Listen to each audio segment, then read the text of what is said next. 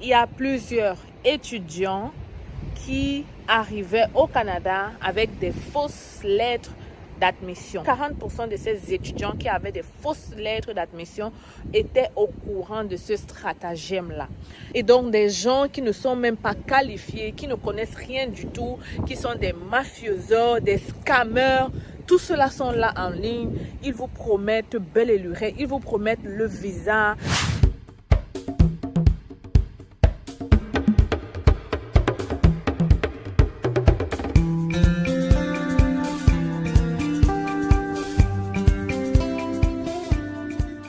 Alors, le ministre de l'immigration, Mark Miller, on parle ici du fédéral, a sorti cette nouvelle-là il y a quelques heures. En fait, de quoi est-ce qu'il s'agit? Ils ont fait des études de cas. Pourquoi? Parce qu'il y a plusieurs étudiants qui arrivaient au Canada avec des fausses lettres d'admission. Ils ont fait donc une étude sur 103 cas et 40% de ces cas-là, ou alors 40% de ces étudiants qui avaient des fausses lettres d'admission étaient au courant de ce stratagème-là. 60% n'étaient pas au courant et se faisaient berner par les agents d'immigration. Je vais donc faire une pause ici pour vous dire de faire très attention. Vous savez, il y a des marabouts ici d'ailleurs. Malheureusement, le Canada est devenu le pays où tout le monde veut aller. Et donc, des gens qui ne sont même pas qualifiés, qui ne connaissent rien du tout, qui sont des mafiosos, des scammers, tout cela sont là en ligne. Ils vous promettent belle et lurette, ils vous promettent le visa rapidement, en un mois.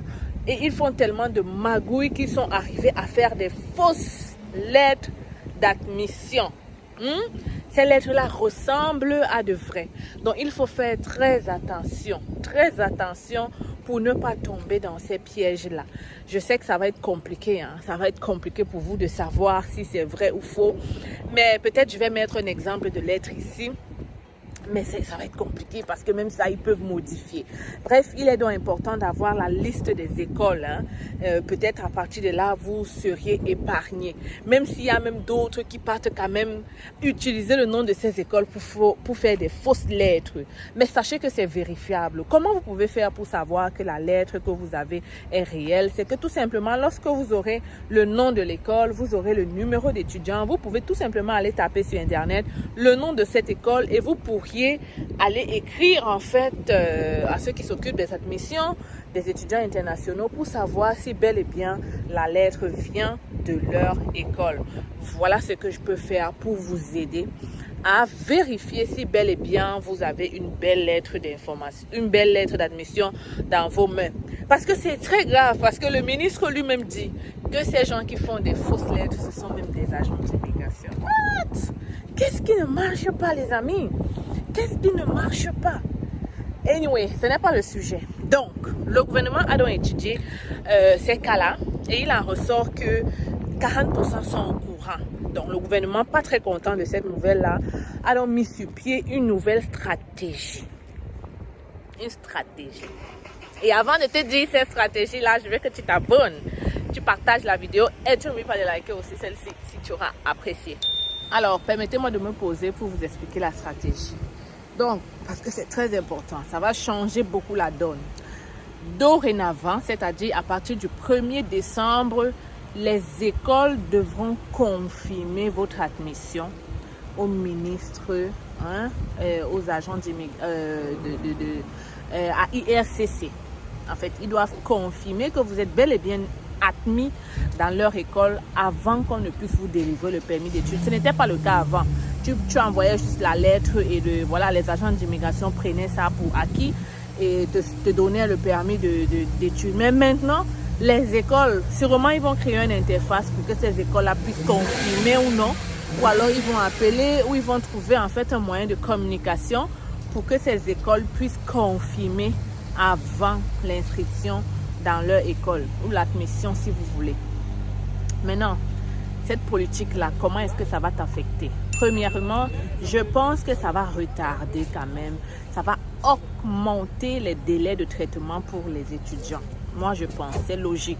Parce que le temps que ça va prendre pour que l'école confirme, sauf s'ils ont une plateforme superbe et pratique pour que ça ne retarde pas, mais je pense que sur ce point, ça va retarder. Et c'est d'ailleurs pour ça qu'ils ont sorti la deuxième politique là. Qu'est-ce qu'ils disent? C'est que dorénavant, justement, puisqu'ils vont mettre cette politique en jeu, ils vont donc faciliter les écoles postsecondaires, entre thèmes les cégeps et les collèges. On ne parle pas d'université ici. Pourquoi? Je ne sais pas. Donc, ils ont dit qu'ils vont donc favoriser les écoles postsecondaires qui ont l'habitude en fait de recevoir les étudiants internationaux, qui ont l'habitude de proposer des services pour aider ces étudiants internationaux-là. Ils vont sûrement regarder le nombre élevé des étudiants qui arrivent dans cette école-là, ou alors, je ne sais pas, les commentaires. Bref, sachez que dorénavant, donc, ils vont permettre à ces écoles-là qui facilitent en fait l'accès, qui ont un nombre élevé d'admission, ils vont réduire en fait le délai de traitement des étudiants qui vont dorénavant s'inscrire. Est-ce que vous avez même compris quelque chose? Parfois, j'essaie de tout expliquer. Je vais te dire ça un peu encore clairement. Qu'est-ce que ça va faire? Qu'est-ce qu'ils ont dit? En d'autres termes, voilà. Admettons qu'il y a un cégep, je ne sais pas moi, le cégep Lorando, qui a un nombre élevé, qui a eu dans le passé ou qui continue d'avoir un nombre élevé d'admissions, et ils ont sorti des services spéciaux. On dit un service, ok. Ils ont sorti des services spéciaux pour les étudiants internationaux. Peut-être qu'ils aident les étudiants d'une certaine façon. Ces gens-là ils vont donc permettre que si toi, étudiant international, tu déposes une admission, une demande de permis d'études, on va te faciliter, on va réduire en fait le temps de traitement, le délai de traitement pour toi, parce que tu te seras inscrit dans une école qui sera dans la liste des écoles privilégiées. Voilà en quelque sorte ce que ça veut dire maintenant. C'est quoi donc? Quelle est donc la liste de ces écoles privilégiées? On ne sait pas encore. Potentiellement, ils vont mettre ça en place, ou alors ils vont jamais mettre ça en place, et vous allez deviner ce sont lesquels. Je ne sais pas qu'est-ce que le gouvernement va faire, mais en tout cas, c'est facile, il va trouver la liste là. Ne soyez sans crainte. Mais je n'ai jamais dit ici que je travaille pour ISCC, et je ne suis pas payée par ISCC pour faire ça. Je suis juste consciente que ça là, c'est pas très compliqué avec des recherches de trouver cette liste-là. Et lorsque ça va sortir, peut-être je vais présenter ici, peut-être pas. Ou peut-être c'est juste mes clients qui vont en bénéficier. On ne sait pas. Bon, en attendant, il faut t'abonner. Peut-être en t'abonnant et en me laissant un pouce j'aime, ça va me motiver à comprendre que voilà, vous aussi, vous me donnez un peu de vous. Parce que je vois les gens qui vont venir crier, c'est là, ah, tu es gros chiche, tu bats. Toi-même, tu es chiche avec le j'aime là. Laisse-moi un pouce j'aime depuis que je demande et tu ne donnes pas non. Voilà. Moi, je prends mon temps. Alors, les amis, voilà la grosse nouvelle. Et vraiment, ça va impacter. Ça va clairement impacter. Premièrement, ça va éliminer tous ces faux étudiants là quand même, parce que 103 étudiants, ils ont juste étudié 103. Mais sûrement, il y en a plusieurs. Et le fait qu'ils donnent le permis d'études à ces gens qui n'ont même pas d'admission, ça réduit le quota des gens qui ont les vraies admissions. Vous comprenez un peu? Donc, vraiment, chapeau. C'est bien fait pour eux. Vous travaillez bien là-bas à ISCC. Comme ça, on va les éliminer et les vrais gens avec les vraies admissions vont maintenant pouvoir voyager concrètement. Voilà. Donc, merci beaucoup au gouvernement pour ça. En attendant, je t'ai dit que moi, j'ai un cabinet au Cameroun, à Yaoundé, et on t'aide à faire la procédure étudiante de A à Z. Si encore tu es apte avec l'informatique, tu peux toujours prendre mon guide étudiant. Il y a au moins 3 personnes qui ont eu la bourse là-bas par eux-mêmes. Ils ont fait leur procédure eux-mêmes. Ils ont regardé mon guide étape par étape. Ils ont fait leur procédure. Aujourd'hui, ils sont au Canada avec des bourses d'études. Donc, c'est à toi de choisir. C'est vraiment à toi de choisir. Soit tu prends le guide, soit tu viens me voir. L'équipe est là pour te servir. En tout cas, dans quelques mois, quand je vais présenter mes premiers étudiants internationaux au Cameroun et quand je vais spécialement voyager avec eux, ce serait une joie immense et je vais te partager ça en espérant que tu sois avec nous. En attendant, je vous aime beaucoup et je vous laisse ici. N'oublie donc pas de t'abonner et de partager cette vidéo. Big up. Alors, les futurs Canadiens, j'espère que vous allez très bien. Aujourd'hui, je vous présente notre cabinet. C'est facile, recrutement et conseil. Oui les amis, je suis au Cameroun.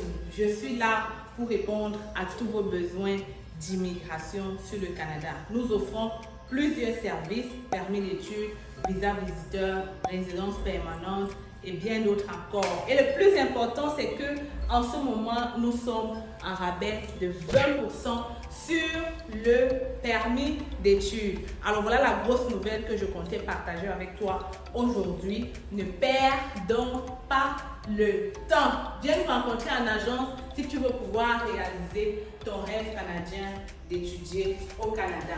Les gens ont souvent dit qu'étudier au Canada, ça prend du temps. Ça prend de l'argent plutôt, ok? Les gens pensent souvent qu'étudier au Canada, ça demande d'être riche. Ici à l'agence, on évalue ton profil et on cherche des écoles qui vont pouvoir t'admettre rapidement, mais aussi des formations courtes à moins cher en fait. Donc, si tu veux pouvoir bénéficier de ce rabais, si tu veux pouvoir faire ta demande de bourse d'étudiant, ne perds pas le temps, ok? Ne perds pas le temps parce que les admissions ont déjà commencé dans cette cégep qui offre de multiples bourses.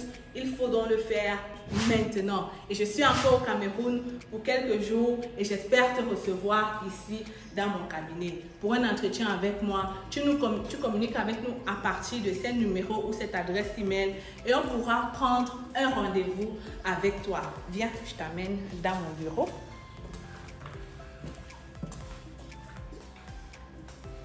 Alors, bienvenue dans le bureau de C'est facile. Tu viens juste d'arriver. Hein? Donc, c'est ici qu'on va te recevoir. C'est ici qu'on va te donner du café là derrière. On est là pour toi. On est là pour te servir. Tu peux donc venir avec maman. Tu viens d'avoir le bac. C'est le moment de venir faire ta demande d'études au Canada. Ne perds pas le temps. Je le dis encore parce qu'il y a plusieurs personnes qui traînent le pas et qui, après des années, se rendent compte que voilà, ils auraient dû être là un peu plus tôt. En tout cas, je suis là pour vous servir et j'espère que vous allez venir ici très bientôt. Donc, les amis, oui, c'est facile, elle est là. Et je suis encore là pour un bout et viens en agence, n'est-ce pas?